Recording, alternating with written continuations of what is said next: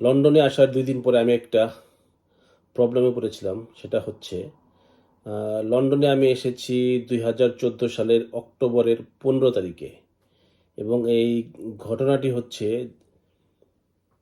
সম্ভব ১৮ তারিখের। ১৮ তারিখ রাত ১২:৩০ দিকে। তো ১৮ তারিখে আমি, আমার ওয়াইফ এবং ওর ২ জন কাজিন এবং ওর ছোট বোন, এই কয়েকজন মিলে আমরা গিয়েছিলাম এক জায়গায় ঘুরতে।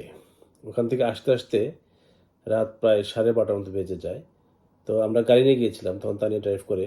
আমি তখন ড্রাইভ করি না। আমরা গাড়ি নিয়ে গিয়েছিলাম। তখন তানিয়া আমাকে বলল যে বাসার কাছে নামিয়ে দিয়ে বলল যে, "তুমি এখানে দাঁড়াও, আমরা গাড়িটা পার্ক করে আসি।"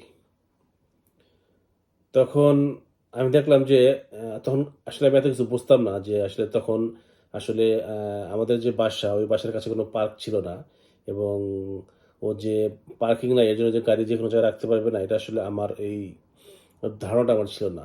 তখন আমি দেখলাম কি ও আমাকে এখানে নামিয়ে দিয়ে ও গাড়ি নিয়ে অন্যদিকে চলে গেল। তখন আমি বললাম যে, "ও এখানে আমাকে নামিয়ে দিয়ে গাড়ি নিয়ে চলে গেল। ও কি আমাকে এখানে কেন নামতে বলল?" তখন আমি প্রায় ৫ মিনিট এখানে ওয়েট করলাম। দেখলাম যে ও আসছে না। তখন আমি করলাম কি, গাড়িটা যেদিকে গেছে আমি ওদিকে হাঁটা শুরু করলাম। ওদিকে হাঁটতে আমি ওদের কোথাও না পেয়ে আমি রাস্তা একদম হারিয়ে ফেললাম। এবং রাস্তাটা হারিয়ে ফেলে আমি অন্য দিক দিয়ে হাঁটতে অনেক দূর পর্যন্ত আমি চলে গিয়েছি। তখন আমি একদম হয়ে গেছি যে আসলে আমি কোন দিকে যাবো? তখন আমি একদম একটু ভয় পেয়ে গেছিলাম। তখন প্রায় রাত ১টা বেজে গিয়েছিল। তখন আমি হাঁটতে একটু পরেই যেয়ে দেখি যে ওখানে একজন লুঙ্গি পরা একজন লোক লুঙ্গি পরে দাঁড়িয়ে আছে। তখন লুঙ্গি পরা লোক দেখে আমার একটু সাহস হলো। কারণ আমি যখন লন্ডনে ১ম আসি তখন আসলে ইংলিশেও তেমন কথা বলতে পারি না। আ যখন দেখলাম যে একজন লুঙ্গি পরা লোক সে তার বাসার যে বিন ব্যাগ আছে সে ময়লা সেটা ফেলতে সে নিচে আসছে। তখন আমি তাকে যেয়ে বললাম যে, "ভাই আপনি কি বাঙালি?" সে বলল, "হ্যাঁ, বাঙালি।" তখন আমি তাকে বললাম যে, "আমি এই তো লন্ডনে নতুন আসছি। আমি আমার বাসাটা হারিয়ে ফেলছি। আমি বাসা চিনছি না যে আমার বাসা কোন দিকে।" তখন সে আমাকে বলল যে, "আপনার পোস্ট কোড কত?" তখন আসলে পোস্ট কোড কি এটা আমি জানতাম না। তখন আমি বললাম যে, "আসলে আমি জানি না যে পোস্ট কোড কত?" তখন সে আমাকে বলল, "আপনার কাছে কি মোবাইল আছে?" আমি বলছি, "না, আমার কাছে মোবাইল নাই।" কারণ তখনও আমি মোবাইল নেই নাই। বলল যে, "আপনি কারো নাম্বার জানেন?" আমি বললাম, "না, আমি কারো নাম্বারও জানি না।" তখন সে বলল যে, "আসলে আমি তাহলে আপনাকে কিভাবে আমি হেল্প করব?" তখন সে বলল যে, "দেখেন, খুঁজে দেখেন পান কিনা।" তো এই কথা বলে সে চলে গেল বাসায়। তখন আমি আবার ওখান থেকে আবার রাস্তায় হাঁটছি। আমি উল্টা দিকে হাঁটছিলাম। তো দেখলাম যে আমি হাঁটতে প্রায় অনেক দূর চলে গিয়েছি। তো আমি বললাম যে, "আসলে এত দূর তো হওয়ার কথা না। আমি যেদিকে হাঁটছি।" তখন আমি আবার ব্যাক করে আমি আবার যেদিকে আসছিলাম ওদিকে হাঁটা শুরু করলাম। তো হাঁটতে কিছুক্ষণ আসার পরে দেখলাম যে একটা পুলিশের গাড়ি ওখানে দাঁড়ানো আছে।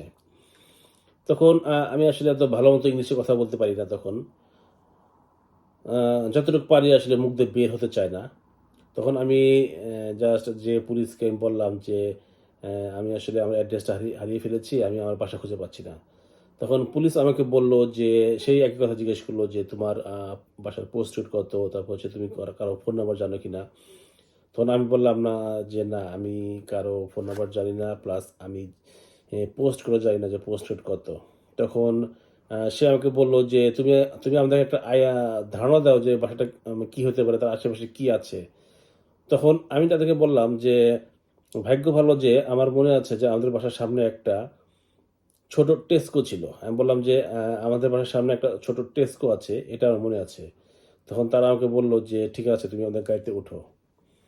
তখন আমি সেই পুলিশের গাড়িতে উঠলাম এবং পুলিশ আমাকে গাড়িতে করে নিয়ে আশেপাশের যে কয়েকটা টেস্কো ছিল তো আমি যেহেতু হাঁটতে অনেক দূর চলে গিয়েছিলাম, তো ওই পাশে আরেকটা টেস্কো ছিল। টেস্কো হচ্ছে একটা সুপার স্টোর। আ ছোট সুপার স্টোর, এটা হচ্ছে এক্সপ্রেস। সেই পুলিশ আমাকে একটা টেস্ট করে দেখালো যে বলল যে, "এইটা কিনা?" তখন আমি বললাম যে, "না, আসলে এই যে টেস্ট করার কথা বলছি, ওই টেস্ট করা ঠিক আমাদের বাসার অপোজিট সাইডে এবং আমাদের যে বাসা, ওই বাসার মাঝখানে রাস্তা এবং ঠিক রাস্তার অপোজিট সাইডে হচ্ছে এই টেস্কোটা।" তখন তারা আমাকে বলল যে, "ঠিক আছে, গাড়িতে ওঠো।" তখন হয়তো তারা বুঝতে পেরেছে যে আমি কোন জায়গার কথা বলছি।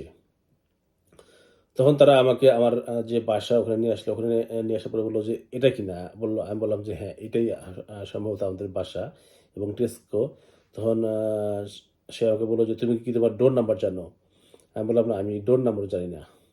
তখন আমি ওখানে দাঁড়ানো ছিলাম। তখন দেখলাম যে উপরে তানিয়া এবং তানিয়ার বোন তারা আ উপর থেকে নিচে নামছে। ওরা আসলে অনেক টেনশন করছিল যে ওরা আমাকে খুঁজছিল। ওরা হয়তো ভেবেছে যে আমি বাসায় গেছি। কিন্তু যখন দেখলো যে আমি বাসায় নাই, তখন ওরা আবার নিচে নামছিল আমাকে খোঁজার জন্য। তখন দেখলাম যে ওরা নিচে আসছে। নিচে আসার পরে পুলিশ বলল যে, "ওরা কি তোমার ফ্যামিলির মানুষ?" আমি বললাম, "হ্যাঁ, ওরা আমার ফ্যামিলির মানুষ।" তখন বলল যে, "এভাবে আর কখনো একা, একা বের হবে না। যেহেতু তুমি নতুন আসছো লন্ডনে।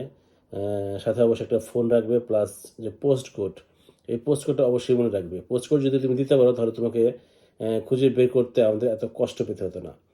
তো আমি বললাম এটা এই কারণে যে পুলিশ আমাকে নিয়ে প্রায় আধা ঘন্টার মতো তারা ঘুরেছিল গাড়ি নিয়ে এবং যে পর্যন্ত তারা আমাকে আমার বাসায় পৌঁছে দিতে না পেরেছে, সেই পর্যন্ত তারা আমার সাথেই ছিল এবং তারা কিন্তু একটুও বিরক্ত হয়নি।